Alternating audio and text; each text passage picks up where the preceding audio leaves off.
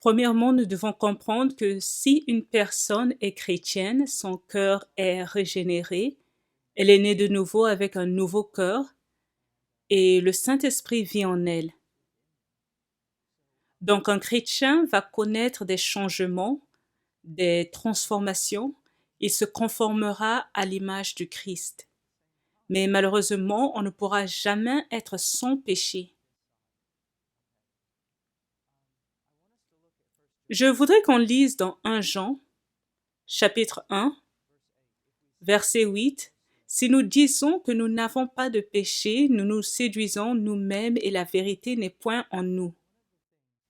Une chose qui est remarquable dans la vie d'un chrétien, ce n'est pas qu'elle est sans péché, mais le chrétien, lorsqu'il pêche, il confesse son péché. Et la plupart du temps, nous ne nous rendons pas compte que cet acte est extraordinaire. Nous vivons dans un monde qui pêche constamment contre Dieu et il y a peu de gens qui admettent leurs péchés, reconnaissent leurs torts, confessent leurs péchés ou se lamentent d'avoir péché.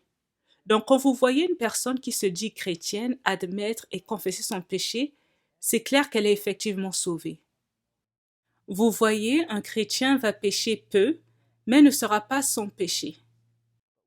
Mais lorsqu'il pêche, il sera affligé, il va se repentir et confesser ce péché. Jean dit, si nous disons que nous n'avons pas de péché, nous nous séduisons nous-mêmes et la vérité n'est point en nous. Il y a un phénomène qui se produit toujours lorsque je prêche dans les églises. Quand je prêche sur le péché, la nécessité d'être saint, des fois l'Esprit de Dieu se manifeste et plusieurs personnes se sentent brisées à cause de leur péché. Et ce qui est étrange, c'est que ce sont les personnes qui marchent pieusement avec Dieu qui se sentent le plus brisées par leur péché. Tandis que celles qui ne marchent pas avec Dieu s'assoient là tout en étant indifférentes. Ce qu'on constate, c'est que l'Esprit Saint agit puissamment dans les enfants de Dieu, mais il ne le fait pas dans ceux qui se disent chrétiens alors qu'ils ne connaissent pas Dieu. Au verset 9, il dit « Si nous confessons nos péchés, il est fidèle et juste pour nous les pardonner et pour nous purifier de toute iniquité. »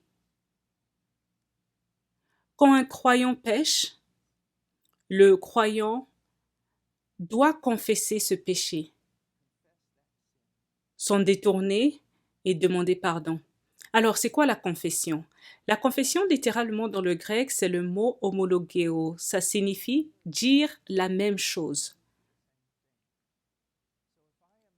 Donc, si je suis chrétien et j'étudie la parole de Dieu, en lisant la Bible, un jour l'Éternel me convainc d'un péché, ou encore si un frère en Christ remarque le péché en moi et m'interpelle sur ce péché, et je sais que ça vient de Dieu parce qu'il utilise la parole pour me convaincre, je reconnais mon péché.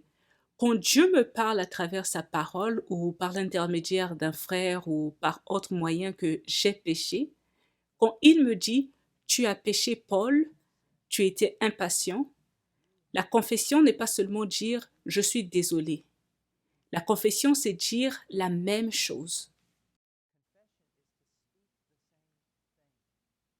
Quand Dieu dit « Paul, tu étais impatient », la confession, c'est lorsque je dis « Seigneur, je suis d'accord avec toi, j'étais impatient ». Tu as totalement raison, j'étais impatient. C'est ça la confession. Et je demande pardon. Pardonne-moi d'avoir été impatient. Donc, bien qu'un croyant sera transformé et continuera à se transformer, bien qu'il connaîtra des changements en se conformant au Christ, il aura toujours à faire face au péché dans sa vie, avec l'espérance que ça sera de moins en moins en grandissant. Mais ça sera là, et on confronte le péché avec l'humilité et la confession. Reconnaître ce que Dieu nous dit est vrai et ensuite confesser. Lisons un autre texte qui est très très important. Psaume 119, verset 11 dit « Je serre ta parole dans mon cœur afin de ne pas pécher contre toi. » Comment pouvons-nous nous conformer au Christ?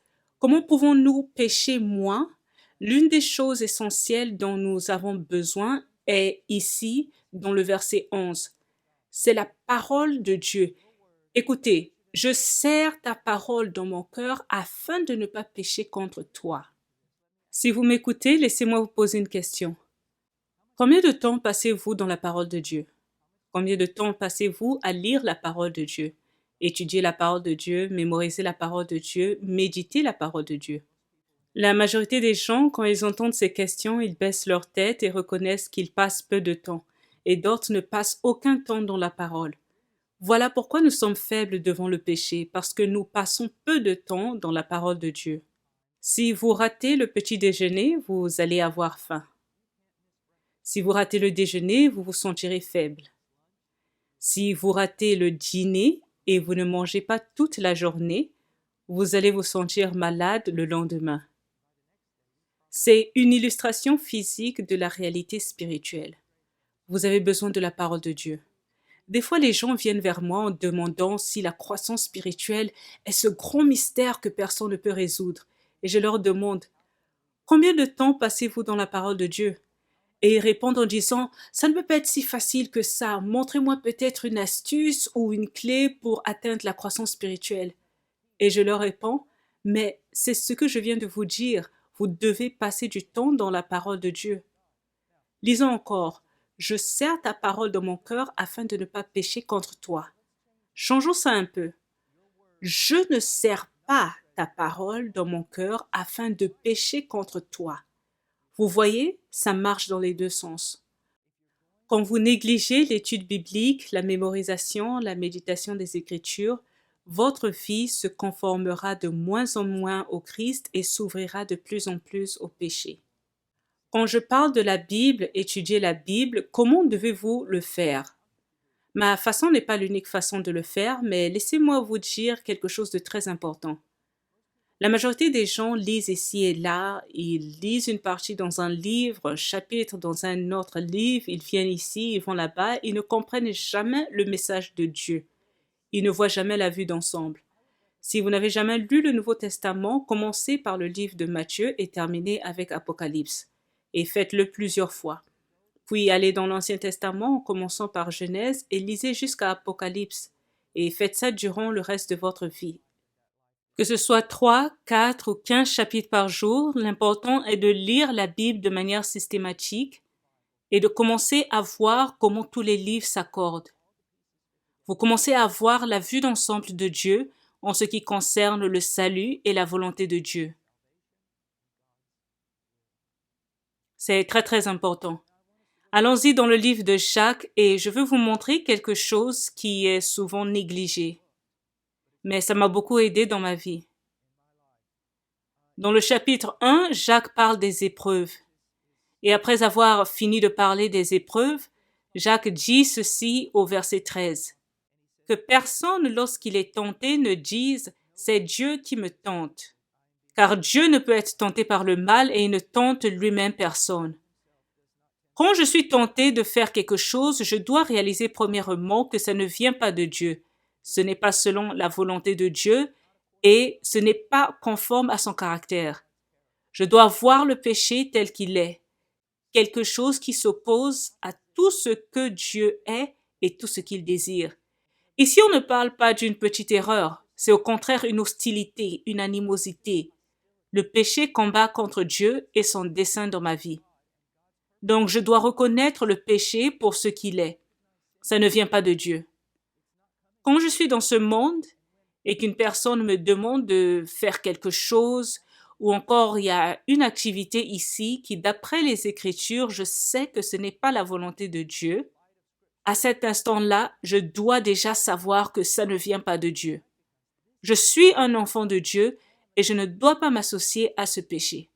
Nous n'avons aucune communion, aucune unité avec les ténèbres, le péché et le diable.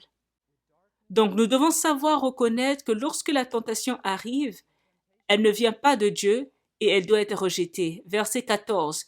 Mais chacun est tenté quand il est attiré et amorcé par sa propre convoitise. Quand la tentation vient et pénètre vos pensées, elle vous dit « Regarde ici, fais cela ». Ce n'est pas le péché, c'est seulement une tentation. Ce n'est pas le péché. Ça devient un péché lorsque vous cédez à la tentation, quand vous obéissez à cette pensée. Vous ne pouvez pas jouer avec la tentation. Vous ne pouvez pas jouer avec le péché car il s'emparera de vous rapidement. Si vous travaillez dans les champs en Inde ou au Pakistan et il y a un grand cobra et vous avez une machette en main, tout d'un coup ce cobra se lève, vous ne pouvez pas vous asseoir là et lui parler. Vous ne pouvez pas raisonner ensemble, car d'un moment à l'autre, il va vous attaquer, donc vous devez couper sa tête ou bien vous devez courir, sortir de cet endroit. Vous ne pouvez pas jouer avec le cobra. Quand vous voyez la tentation, quand elle apparaît, ne jouez pas avec elle. Ne méditez pas sur elle. Ne pensez pas à elle, tuez-la. Éloignez-vous d'elle, fuyez. La parole nous dit de fuir certains péchés. N'allez pas dans les endroits où vous serez tentés. Des fois, je m'entretiens avec des hommes qui ont été délivrés de l'alcoolisme et ils me demandent « Que dois-je faire maintenant ?» Ne repartez plus dans les lieux que vous fréquentiez avant. Ne vous associez plus avec les mêmes amis. N'allez même plus à côté des bars où vous buviez avant. Restez physiquement éloigné de tout ça. C'est très important. Sur l'Internet, ne vous mettez jamais dans une situation où vous serez seul avec la tentation. Construisez des barrières tout autour de vous. Protégez-vous car vous devez reconnaître que vous êtes faible et que le diable est fort. Que le péché et la convoitise sont forts. Verset 15. Puis la convoitise, lorsqu'elle a conçu, enfante le péché, et le péché étant consommé, produit la mort. Une autre chose que vous devez savoir, c'est que le péché est mortel. Vous pouvez bien vous dire, mais je suis chrétien. Oui, vous êtes chrétien, mais le péché est mortel. Combien de foyers chrétiens n'ai-je pas vu être détruits par le péché? Combien de ministères chrétiens n'existent plus aujourd'hui à cause du péché? Combien d'hommes qui ont été utilisés par Dieu pour faire des merveilles et après ils sont tombés dans le péché et tout leur bon témoignage a été effacé par la suite. Le péché est mortel. Il est monstrueux, vous devez le craindre, vous devez fuir loin de ça. Verset 16 est la partie très essentielle pour résister à la tentation. Ne vous trompez pas, mes frères bien-aimés. Toute grâce excellente et tout don parfait descendent d'en haut du Père des Lumières, chez lequel il n'y a ni changement ni ombre de variation. Qu'est-ce qu'il faut savoir encore? Quand la tentation vient, vous devez être convaincu de la bonté de Dieu. Vous savez, dans le jardin, le diable, en tentant Ève, il lui a fait croire que Dieu n'est pas bon, que Dieu lui avait empêché de manger de tous les arbres du jardin. Et c'était faux. Le diable cherchera toujours à vous faire croire que Dieu ne vous aidera jamais dans vos situations. Dieu ne pourvoira pas à vos besoins. Par conséquent, vous cédez à cette tentation. Je vous offre quelque chose parce que Dieu n'a rien à vous offrir. Vous devez donc réaliser quand la tentation arrive, vous ne devez pas céder. Pourquoi? Parce que Dieu est bon et il réserve quelque chose de mieux pour vous. Je dis ça souvent aux jeunes hommes qui ne sont pas mariés. Vous avez ces tentations, ces opportunités de commettre l'immoralité, la fornication et autres, et elles sont très très très fortes. Regardez des images sur l'Internet, des images très puissantes et très maléfiques, elles sont très nocives pour l'âme. Quand vous voyez ces tentations, que devez-vous faire? Reconnaître que Dieu est bon. Il a un plan. Il a un plan pour satisfaire même aux besoins physiques que vous avez. Il a un plan merveilleux tandis que le diable a une contrefaçon. Et quand vous voyez cette contrefaçon, vous devez la rejeter parce qu'elle n'est pas le meilleur plan pour votre vie. Ce n'est pas bon pour vous, donc vous devez attendre car Dieu a promis quelque chose de meilleur. C'est comme ça que je puise ma force contre le péché, en reconnaissant la bonté et la gentillesse de Dieu. Appliquez un peu de sagesse. Si vous êtes éveillé 16 heures par jour, ça veut dire que vous faites face à l'ennemi 16 heures par jour dans ce monde. Vous écoutez le monde, vous êtes influencé par le monde. Si vous ne passez pas du temps dans la parole de Dieu, un énorme temps, Si vous ne passez pas du temps dans la prière, si vous ne communiez pas avec une bonne église et des frères dans la foi, vous ne pourrez jamais vaincre. Ne perdez pas votre temps à chercher des évangélistes à la télé pour toucher votre vie et vous donner de la puissance. Ne cherchez pas des subterfuges. Ça ne vous aidera pas contre le péché. Qu'est-ce qu'il vous faut?